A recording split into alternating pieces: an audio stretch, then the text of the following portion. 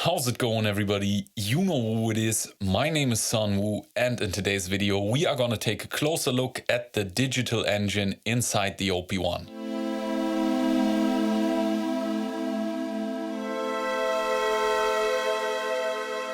And as always, we are going to go into detail parameter by parameter, and we're going to start with the blue parameter right here, which is our wave shape.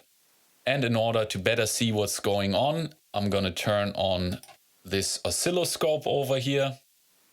So our wave shape is the most neutral, I would say, when it's at 0. And this is what the wave shape looks like. Looks a little bit like a sine wave crossed with a square wave maybe.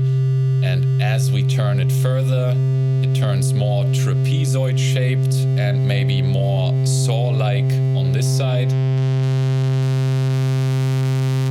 And if we turn it even more, the sound gets more and more edgy, more harmonics. And if we turn it even more, we introduce distortion, and it can get quite gnarly. Yeah, that's easy as that. That's the wave shape parameter.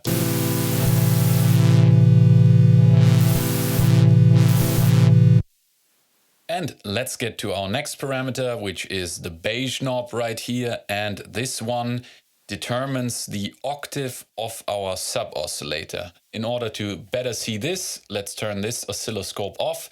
And here, or right there, we've got a spectrum analyzer that will help us out to see what's going on.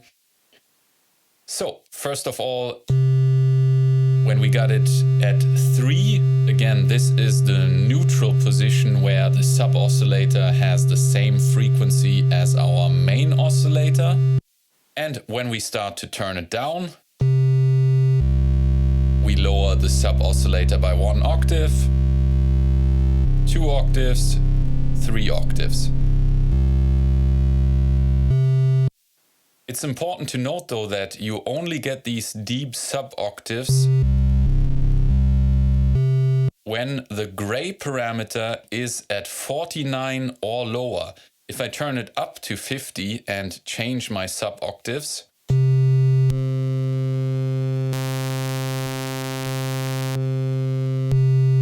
you can hear there's a change happening, but it's not getting into this very bassy and subby territory. So we're going to change this back to 49.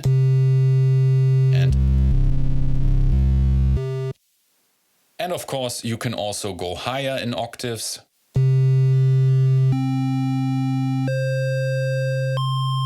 And that's it. That's as far as it goes. And next we'll get to probably the most confusing parameter, at least to me, which is the gray knob. And this one is used to turn ring modulation on and off, as well as to detune our sub-oscillator. So again, right now we are at 49, and we can hear our sub-oscillator, and there's no ring modulation if you're below 50. And if we turn it down, we will detune our sub-oscillator downwards.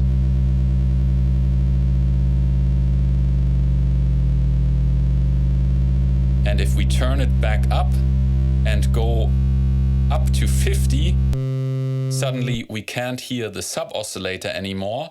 But now we're going to start to introduce ring modulation as well as turn up the pitch of our sub-oscillator, which isn't audible anymore, but I believe it still modulates our main oscillator.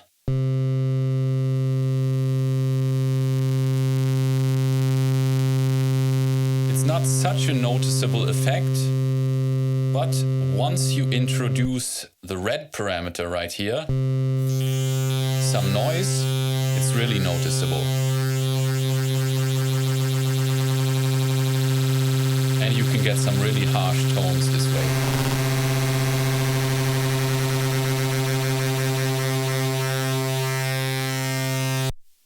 Another interesting fact about the detuning parameter right here is that its range depends on the octave you have set.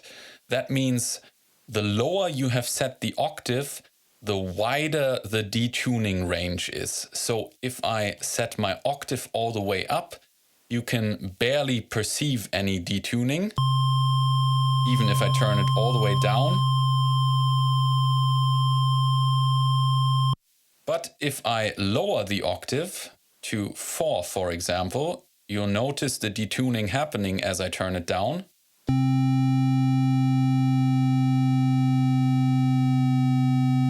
But you notice it only slightly.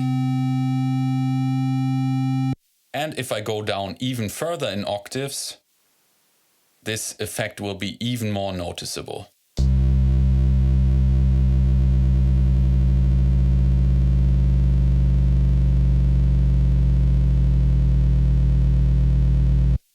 So the more we change the octave, the wider the range of our detuning becomes.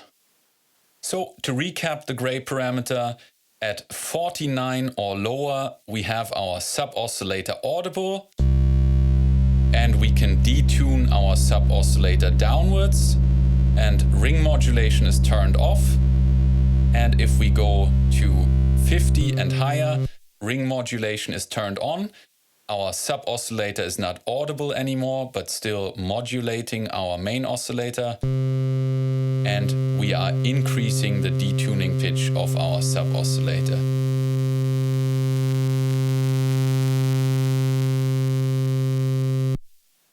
And finally, our last parameter is the red knob, and this one introduces some glitchy noise.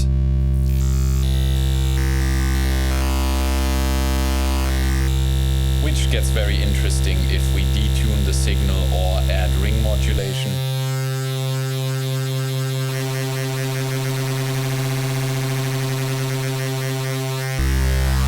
And you can get some very harsh sounds out of this.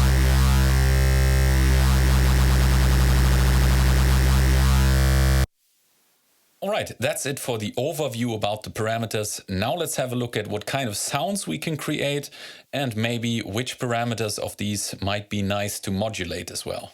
The first parameter that I really like to modulate on this engine is the octave parameter, and in this case it's being modulated by the velocity. I've lowered the impact of velocity on volume a little bit, and this is what it sounds like. As you can hear, when I hit the notes very lightly, they are lower in octave, so less high frequencies. But if I hit them harder, we are going up in octave. And this makes for a very easily varied sound when playing the same chord, for example, like this.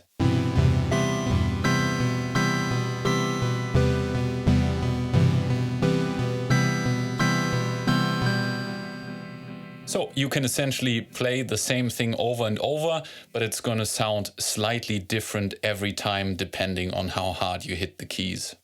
And also the digital engine can create quite fat basses. In this case, I've turned unison on.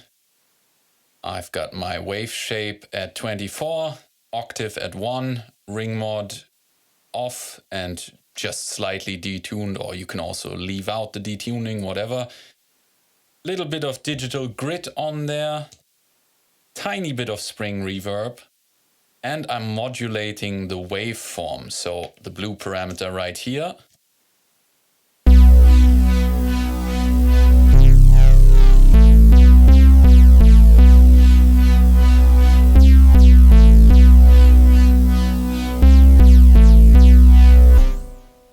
As you can hear, sounds quite nice and fat. And finally, a simple pad on which we are going to turn the element LFO on. And this means that my envelope now affects the detuning. So as my envelope goes up, the detuning of the sub-oscillator will go down and be detuned more and more.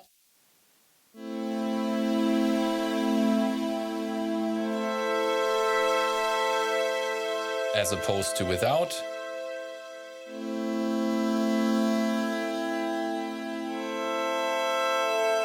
And I can exaggerate it a little bit.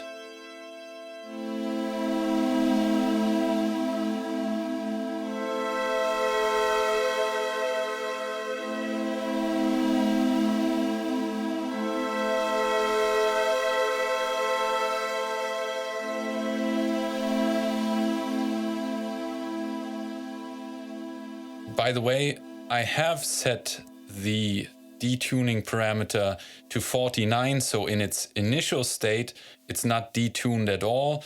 And then as my envelope goes up, the detuning parameter goes down. So it's going from no detuning to more detuning. Anyway, these are just a few quickly thrown together examples of what you can do with this engine. Personally, I think it's one of my favorites inside the OP-1 because it can be tame, it can be harsh, there's lots to modulate and lots of fun to be had.